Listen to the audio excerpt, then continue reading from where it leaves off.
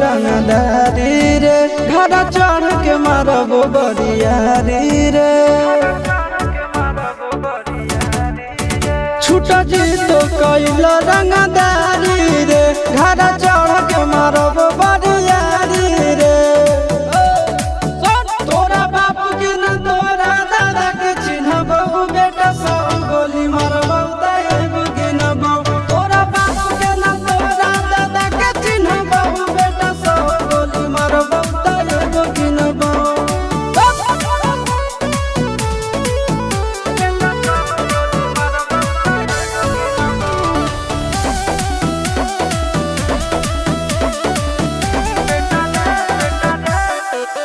बेटा रे काटा से ठोक देबो चिमनी के भाठा में झोंक देबो देखबो कवन बाप बचैतौ तोरा प्रशासन के गाड़ी भी रोक देबो बेटा जी सुनो बेटा रे काटा से ठोक देबो चिमनी के भाठा में झोंक देबो देखबो कवन बाप बचैतौ तोरा प्रशासन के गाड़ी भी रोक देबो तोरा जैसन के हम खड़े खड़े गिनबो बेटा सब गोली मारबो तैगो गिनबो तोरा बाप के न तोरा दादा के चिन्हबो बेटा सब गोली मारबो तैगो गिनबो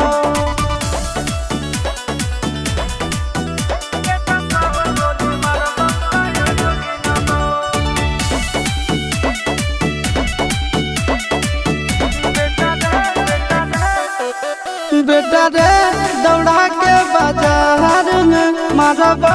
गोली तोर कपार में रंगदारी जे करभी बिहार में गड़ देबो गंगा जी किनार में